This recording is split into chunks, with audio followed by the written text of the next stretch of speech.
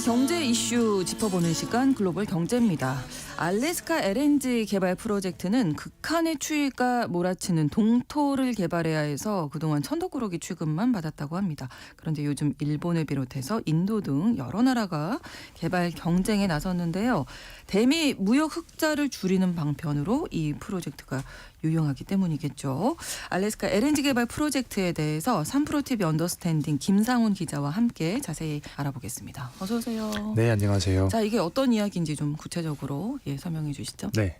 사실 그 알래스카 LNG 개발 프로젝트가 첫 발을 뗀 건 2004년이었습니다. 물론 네. 그 이전에도 꾸준히 그 개발하기 유명한 지역이다라는 얘기가 있었는데 네. 알래스카 북부 그러니까 북극점에 가까운 곳인 포인트 톰슨 프루도 베이라는 곳에 있는 천연가스 유전을 개발하는 사업인데 이게 네. 민간에서 주도적으로 개발하는 사업까지는 아니고 네. 알래스카 주정부가 주도를 하고 그래서 미국의 대출 보증이 들어가 있는 아주 리스크가 낮은 그런 프로젝트였어요. 네. 그래서 2013년 즈음에 엑스모빌, 그다음에 브리티시 페트롤륨 같은 이게 세계적인 오일 메이저가 들어가서 본격적인 개발을 시작합니다만, 네. 근데 그때 들어가자마자 이후로 유가가 폭락을 합니다. 당연히 천연가스 가격도 마찬가지였겠죠.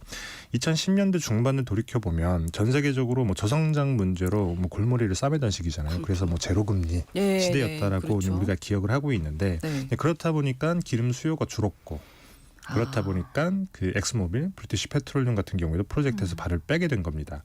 그리고 이런 분위기가 쭉 이어지다가 분위기를 뒤집은 게 그 도널드 트럼프 대통령이었어요. 일기 행정부 때. 네. 그때 이 개발 사업에 인허가를 내줬는데 네. 다시 한번 뭔가 박차를 가하는 거 아니냐라는 그런 분위기가 만들어지긴 했습니다만 네. 조 바이든 대통령이 취임한 데 이 인허가를 취소해버립니다. 예. 그래서 다시 4년 동안 표류를 하다.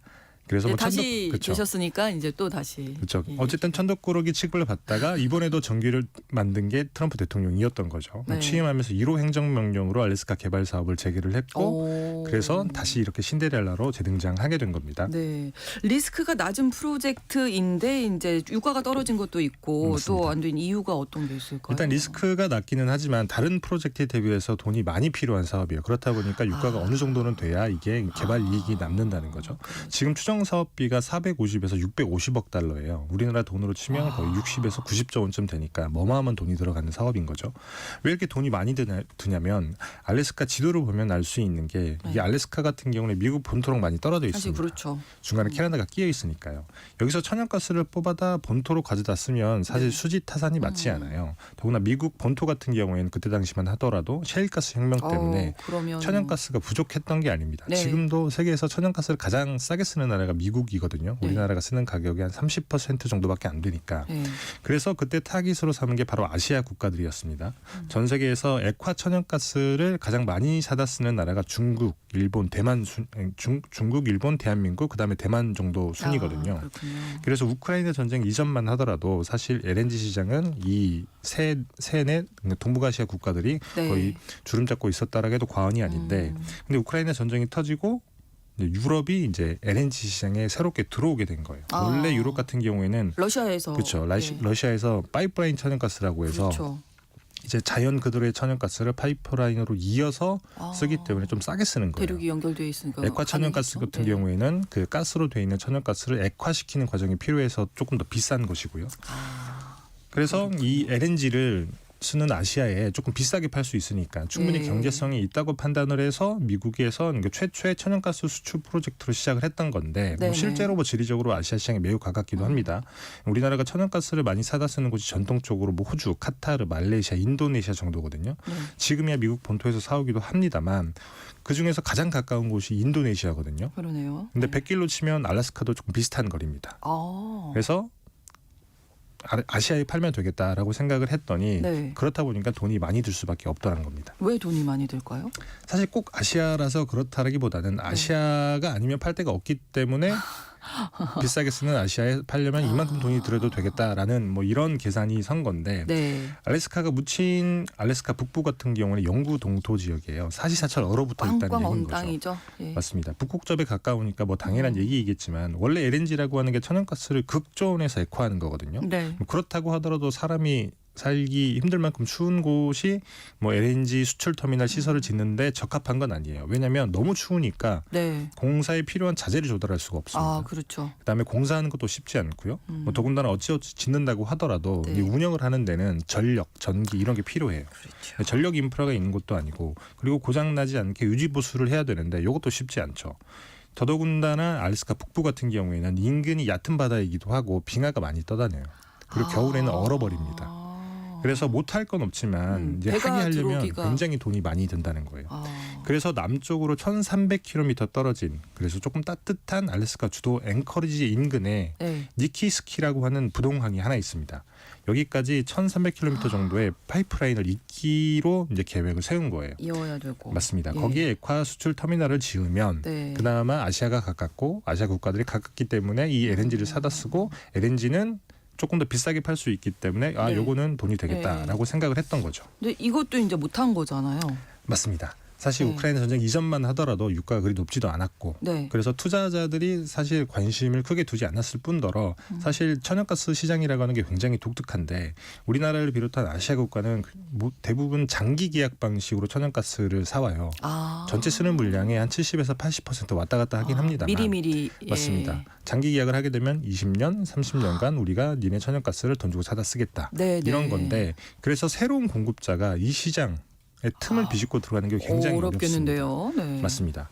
그리고 2020년 무렵엔 생각을 해보시면 그 전 세계적으로 신재생 에너지 광풍이라고 그럼요. 하는 게 불 때잖아요. 네. 물론 신재생 에너지에도 뭐 천연가스 발전이 필요하긴 합니다만 어쨌든 이런 분위기 때문에 화석연료 개발 프로젝트에 투자하겠다고 선뜻 나서는 투자자들이 맞아요. 없던 시기이기도 해요. 지금 그 몇 년 사이에 또 분위기 바뀌었습니다만 맞습니다. 최근 1, 2개월 사이에 바뀌었습니다만 세상이 너무 확확 바뀌는 것 같은데. 그때 뭐 이런 얘기 할 수가 없었죠. 그렇죠. 네. 더더군다나 알래스카 전체를 수직으로 가로지르는 송유관이거든요. 예. 그렇다 보니까 이 환경 단체들의 반대도 굉장히 컸어요. 왜냐하면 그래요. 그 천연가스 수송관 같은 경우에 메탄가스가 나오거든요. 아, 그게 그렇다 보니까 미국에 있는 환경 단체도 굉장히 반대를 강하게 했고 네. 그래서 바이든 행정부가 이 프로젝트 인허가를 취소해 버립니다. 아. 그래서 무산되는 거 아니냐라고 했었던 건데 사실 네. 먼저 첫 번째는 우크라이나 전쟁이 많은 걸 바꿔놨죠. 그렇죠. 러시아가 뭐 소국권 천연가스 시장에서 빠지면서 이제 파이프라인 천연가스를 쓰던 유럽이라고 하는 엄청난 수요를 가진 그 경제가 이제 LNG 시장에 새롭게 등장을 하게 된 겁니다. 뭐 당연히 그때 LNG 가격이 엄청나게 많이 뛰었고 한국에서도 그 한전이 적자를 굉장히 많이 봤었잖아요. 네. 이러면 셈법이 달라지는 게 우리나라와 일본 입장에서는 이제 LNG 시장에서 유럽이라고 하는 훨씬 덩치가 큰 그런 경쟁자? 국가들과 경쟁을 해야 되는 거예요. 네. 그렇다 보니 뭐 조금 상황이 많이 바뀌게 된 거죠. 그렇군요.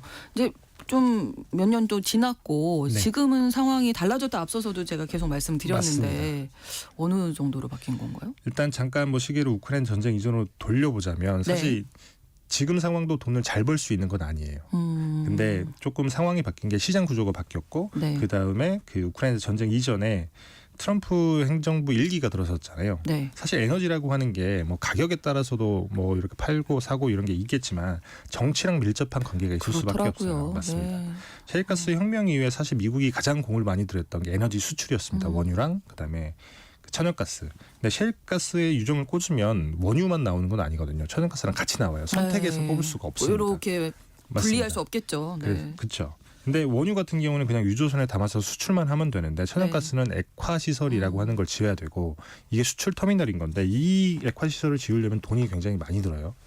누가 사겠다는 사람이 있어야 사실 LNG 수출 터미널도 짓고 그럴 텐데 네. 근데 우크라이나 전쟁 이전만 하더라도 아까 말씀드렸다시피 시장 구조가 그렇게 돼 있었기 때문에 미국이 비집고 들어갈 틈이 없었고 네. 근데 중요한 분기점을 맞는 게 트럼프 대통령 일기였던 거예요. 정치적 파워를 이용해서 LNG 수출에 물꼬를 튼 거죠. 저희가 당했죠. 네. 트럼프 대통령이 가장 싫어하는 게 무역 적자잖아요. 그렇습니다. 근데 미국의 무역 적자를 안겨주는 국가들을 봤더니 대부분이 제조업 때문에 잘 사는 나라이더라. 그렇다 보니 천연가스를 굉장히 많이 쓰는 나라이더라. 물론 중국은 조금 다르긴 합니다만 잘 산다라기보다는 어쨌든 제조업이 굉장히 크고 그렇죠. 그래서 LNG를 세계에서 가장 많이 쓰는 나라잖아요. 그렇죠. 여튼 그래서 트럼프 대통령이 일기 행정부 때 뭐 전방위로 선택을 강요하죠. 무역 적자를 줄이는 조치를 하거나 아니면 내가 휘두르는 관세 부과라는 칼에 맞거나 지금도 그런 거잖아요. 지금도 똑같이 하고 있죠. 근데 강요를 하잖아요. 그렇죠. 무역 적자를 단번에 줄이는 방법은 에너지 수입하는 것 말고는 없어요. 그래서 사실 우리나라도 그때 처음으로 미국산 LNG나 원유를 대규모로 사왔고 그 대가로 철강이나 알루미늄 관세 부과에서 제외됐었죠. 그러니까 일기 행정부 때 그 경험이 있기 때문에 맞습니다. 이제 다시 한번 거래를 해보자 이런 얘기네요. 그렇죠. 근데 2기 행정부는 사실 1기 행정부 때보다 훨씬 더 하잖아요. 그렇죠. 미국과 무역을 하면서 돈을 많이 번 나라는 뭐 트럼프 대통령이 딱 꼬집어서 말하지 않아도 네. 알아서 방법을 찾아야 되고 대규모 적자를 무역 적자를 단기간에 줄 수 있는 건 에너지 수입밖에 수입하는 없으니 거고. 예. 그리고 사실 이게 또 트럼프 대통령 마음에 쏙 드는 예. 그런 일이기도 하고 뭘 원하는지를 미리 알아서 해야 맞습니다. 되는 거예요. 그렇죠. 더더군다나 아까 말씀드렸다시피 시장 구조라고 하는 게 파이프라인 천연가스 쓰는 유럽과 네. LNG를 쓰는 동북아시아 국가들이 이제 분절돼 있었는데 유럽이 LNG 시장으로 들어오게 되면서 사실 우리나라 같은 나라들은 장기 계약을 맺어놨다고 하지만 앞으로 숙제가 안정적으로 수급선을 확보해야 되는 그렇죠. 그런 상황이 생긴 거예요. 이런 와중에 트럼프 대통령이 알래스카 LNG 개발 프로젝트를 2기 행정부 정책의 선두에 놓게 된 거죠. 네. 이러니 하루아침에 뭐 사실 알래스카 LNG 개발 프로젝트가 신데렐라가 될 수밖에 없었던 것이기도 합니다. 네. 신데렐라가 드레스를 입고 예쁘게 입고 무도회에 나왔잖아요. 그렇죠. 이제 누구랑 춤을 출까 이제 선택이 남은 거네요. 그러면. 그렇죠. 네. 이게 또 경쟁이기도 한 건데 네. 이달 초에 트럼프 대통령이 이시바 시게루 일본 총리랑 백악관에서 네. 만났었잖아요. 제일 처음에 만났잖아요. 맞습니다. 가장 네. 처음에 만났죠. 그때 나온 얘기가 일본 기업이 알래스카 LNG 프로젝트에 합작사로 참여하는 걸 논의하기로 했다라는 말이었어요. 일본 사실 선수 쳤네요. 그렇죠. 선수를 친 거죠. 천연가스를 사오는 것과 이제 개발 프로젝트에 투자자로 참여하는 것도 굉장히 또 다른 얘기이기도 합니다. 그렇죠. 통상 천연가스를 개발할 때는 일단 먼저 장기 계약자를 물색을 해요. 그래서 장기 계약을 맺게 되면 이 장기 계약서를 가지고 가서 금융기관에 돈을 꿔서 이제 네. 시설을 짓는 겁니다. 네. 그리고 시설을 짓고 난 다음에 계약했던 당사자에게 파는 건데 그래서 바이어는 계약서대로 물건만 인도를 받으면 되니까 사실 그렇게 큰 리스크는 없어요. 그렇죠. 근데 개발 사업에 참여를 하는 건 해당 사업의 리스크를 같이 짊어지겠다라는 얘기인 거잖아요. 물론 미국 연방 정부가 대출 보증을 해준 사업이니까 뭐 믿고 들어가는 거긴 하겠습니다만 네. 냉정하게 보면 사실 돈이 되는 사업은 아니거든요. 왜냐하면 돈이 굉장히 많이 들어가니까. 네, 네. 그래서 일본 입장에서는 사실 트럼프 대통령한테 대략 이런 메시지를 전달했다라고 해석을 할 수가 있는 게 네. 당신이 신경 쓰는 프로젝트이지 않냐. 우리도 각별하게 관심을 갖고 있고 그래서 이번에 신경을 좀 썼다. 내 마음 충분히 알지 않겠니? 뭐 이런 느낌인 거예요. 예, 맞아요. 그래서 사실 US 스틸 인수라고 하는 것 때문에 당시 미국과 일본의 사이가 별로 좋지 않았었거든요. 그렇죠, 그렇죠. 그럼에도 불구하고 트럼프 대통령에게 준 선물은 잊지 않았던 겁니다. 그리고 사실 일본만 그런 것도 아니에요. 최근에는 주미 필리핀 대사가 이제 알래스카 그 LNG 프로젝트 일본과 마찬가지로 우리도 알래스카 LNG 수입을 약속할 준비가 되어 있다라고 하는 걸 SNS에 밝히기도 했거든요. 각 나라가 다 알고 있네요. 알고 있는 거죠. 트럼프 대통령이 이 얘기하면 좋아할 것이다. 맞습니다. 예. 그 뭐 비화이긴 합니다만 제가 그 일기 행정부 때 사실 산업통상자원부를 출입을 했었거든요. 네네. 그때 당시에 우리나라가 가장 먼저 미국산 LNG 원유를 수입했던 나라이기도 해요. 그랬더니 그 당시에 협상을 하던 그 미국의 협상 네. 파트너 이제 관료이겠죠. 네. 거기서 트럼프 대통령이 굉장히 좋아하더라. 라는 얘기를 했다고 하더라고요. 그런 얘기를 해요. 맞습니다. 또 협상장에서. 맞습니다. 자, 우리나라는 얘기했습니까? 우리나라도 후보 중에 하나이긴 하죠. 네. 사실 어떤 방식으로도 참여할 참여를 할 수밖에 없을 것 같아요. 없을 이 지금 거긴 해요. 예, 구조에서는. 물론 트럼프 대통령 마음에도 드는 일이기도 하지만 미국 정치권에서도 우리나라를 콕 집어서 얘기를 하기도 합니다. 최근 공화당 상원의원이 이런 얘기를 했는데 일본과 한국, 대만이 카타르에서 LNG를 많이 사다 쓰는데 한 대략 20% 정도 됩니다. 우리나라 같은 경우에는. 근데 중동은 지정학적 위치 때문에 매우 위험하다 이렇게 지적을 해요. 그래서 알래스카 LNG를 사다 쓰면 미국 군함의 호의를 받으면서 아주 안전하게 LNG를 사다 쓸 수 있고 그렇게 하면 연간 100억 달러 정도의 무역 적자를 줄일 수 있다.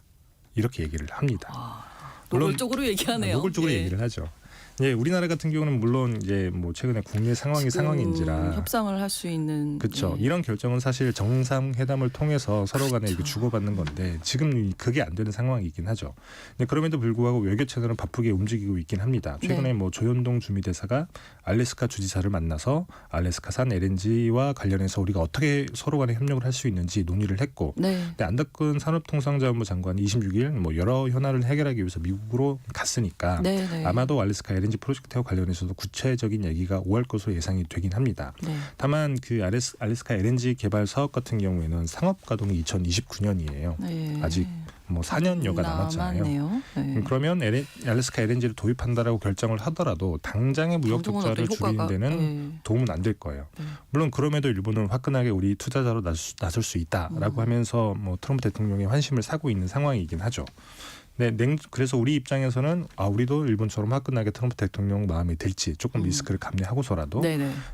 봤더니 이게 냉정하게 보면 돈이 그렇게 될 것 같지 않은 사업이니까 네, 조금 그냥 보다가, 장기 계약 예. 안전한 방식으로 뭐 계약을 할지 그래서 체면 치레 정도를 할지 뭐 이거는 선택하긴 해야겠습니다만 네. 일단 어떤 방법으로 참여하게 될지는 뭐 당분간 상황을 조금 지켜봐야 되는 상황이긴 합니다. 네, 이 얘기도 재밌는데요. 네. 오늘 글로벌 경제 알래스카 LNG 프로젝트에 대해서 자세히 설명해드렸습니다. 3프로TV 언더스탠딩 김상훈 기자였습니다. 고맙습니다. 감사합니다. 라이오넬 리치의 노래 Say You Say Me 전해드리면서 KBS 라디오 신성원의 오늘 세계는 마치겠습니다. 내일 다시 뵙겠습니다. 고맙습니다.